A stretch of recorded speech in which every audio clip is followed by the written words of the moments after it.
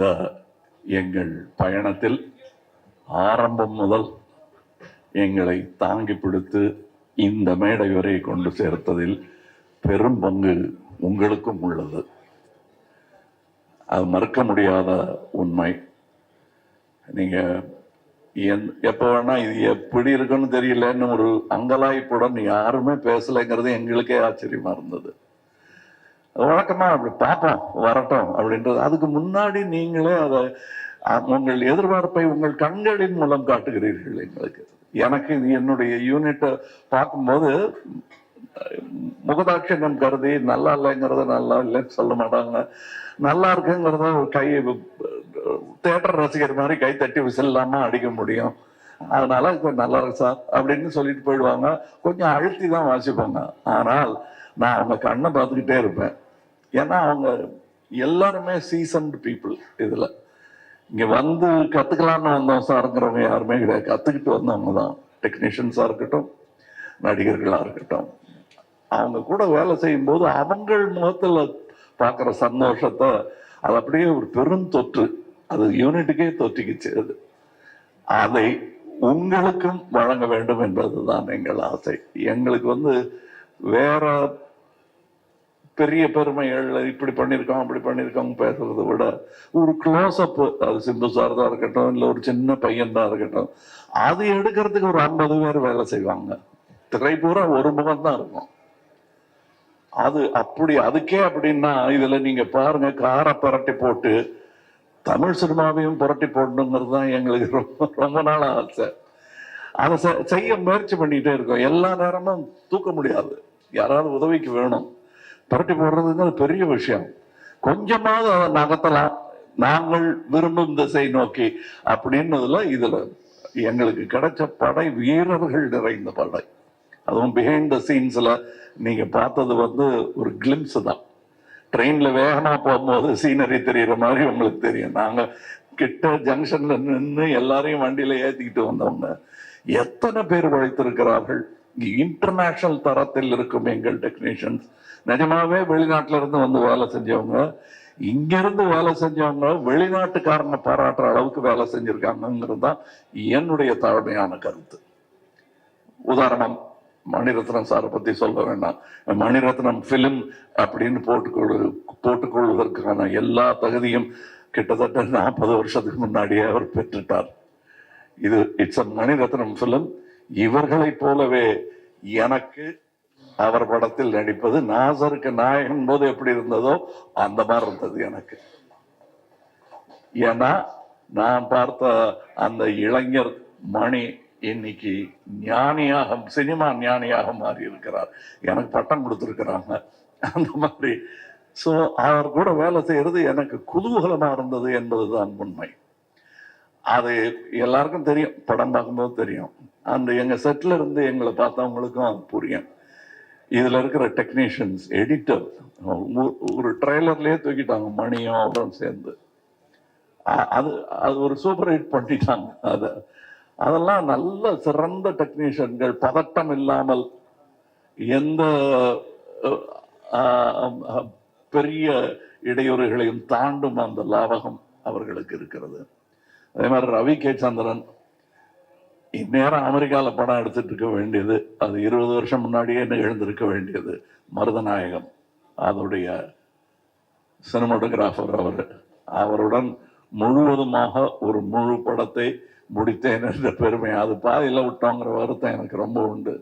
ஆனால் அதில் இந்த படத்தின் மூலம் அதில் இருந்ததை விட இன்னும் சிறந்த சினிமாட்டோகிராஃபராக அவர் திரண்டு வந்திருக்கிறார் எங்களுக்காக. அது தெரியும், படத்துல பார்த்தா பேசுவாங்க. அதை நான் சினிமா விமர்சகர்களிடம் விட்டு விடுகிறேன். அவருக்கு நல்ல பெயர் கிடைக்கணும். நானும் சினிமா விமர்சகன் தான், நானும் சினிமா ரசிகன் தான். நான் சுவைத்த விஷயத்தை உங்களுக்கு நான் சொல்லுகிறேன். வியாபாரம் வெற்றி பெறணும், அதெல்லாம் ஓகே. என் சினிமாவும் வெல்ல வேண்டும் என்பதுதான் ஆரம்ப காலத்திலிருந்து நாங்கள் அதான் ஒரே மாதிரி எண்ணம் உடையவர்களுடன் பேசிக்கணும். நாங்கள் செட்டில் இருக்கும்போது மணி சார் ஆகட்டும், நடுவில் போய் பேச டைம் இருக்காது. அதுவும் டெக்னீஷியன்ஸுக்கு மேலேயும் கீழையும் பார்த்துக்கிட்டு ஒரு மாதிரி சித்தர் மாதிரி அலைஞ்சிட்டு அங்க. அதுக்கு நடுவுல நாங்க பேசுறது கூட அரட்டையா இருக்காது. லஞ்சில் உட்காந்து பேசுறது கூட சினிமாவை பத்தியா இருக்கும், வேற ஒருத்தர் எடுத்த நல்ல சினிமாவை பத்தியா இருக்கும். இப்படி ஒரு அற்புதமான சூழலில் நாங்கள் இந்த படத்தை எடுத்திருக்கிறோம். இந்த மாதிரி ஆரோக்கியமான ஒரு சூழல் ஐமையதே எவ்வளவு பணம் கொடுத்தாலும் கிடைக்காது.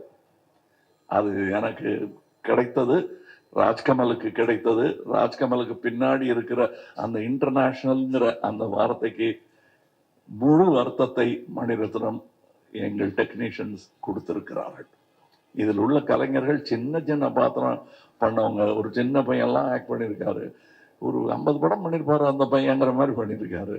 அப்போ நிஜமாவே 100-200 படம் பண்ணவங்கெல்லாம் சின்ன சின்ன வேஷங்கள் பண்ணியிருக்காங்க. இந்த சந்தோஷத்துக்காக, மணி சார் கூட ஒர்க் பண்ணுங்கிற சந்தோஷத்துக்காக தான் பாதி பேர் வந்தாங்க. சம்பளம் 2ஆம் பட்சம் தான் அவங்களுக்கு. இது எங்களுக்கு தெரிந்த உண்மைங்கிறதுனால சொல்றேன்.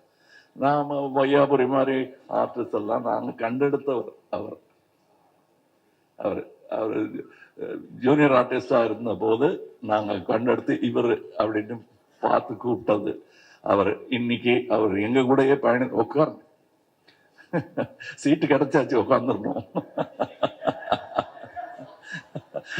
அது ரொம்ப கஷ்டம். அந்த நிலையில இருந்து வந்த அவருக்கு தான் தெரியும். இன்னைக்கு இங்க ஜோஜோ இல்லை, இப்ப இந்த முன் வரிசையில் அமர்ந்திருக்கிற எல்லாருமே என் நண்பர்கள் தான்.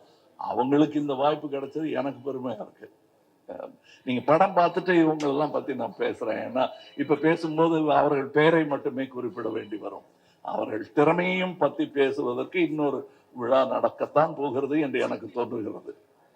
அந்த விழாவில் உங்களுடன் பேசுகிறேன். மற்றபடி எனக்கு உறுதுணையாக இருந்த தமிழ்நாட்டிற்கே நன்றி சொல்ல வேண்டும். நான் மேடையில் பேசும்போது உயிரே உறவே தமிழே என்று சொன்னதற்கான அர்த்தத்தையும் நான் முழுமையாக உணர்கிறேன். நன்றி, வணக்கம். எல்லாருக்கும் வணக்கம். ரொம்ப சந்தோஷமா இருக்கு, இவ்வளோ பேர் ஒன்றா பார்க்கறதுக்கு. தனித்தனியாக பார்த்துருக்கோம். எனக்கு தெரியுது உங்க எல்லாருக்கும் பசிக்குதுன்னு சொல்லி நான் ரொம்ப நேரம் பேசி டைம் வேஸ்ட் பண்ணுறதா இல்லை. நாளைக்கு ரிலீஸ் படம். ஸோ ஆக்சுவலாக கான்ஃபிடெண்ட்டாக இருக்கும், சந்தோஷமாக இருக்கும்.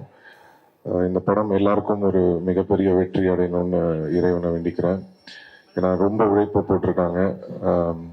கமல் சார் வந்து ஆக்ஷனாக இருக்கட்டும், பெர்ஃபார்மன்ஸாக இருக்கட்டும், பின்னி படல் எடுத்திருக்காரு.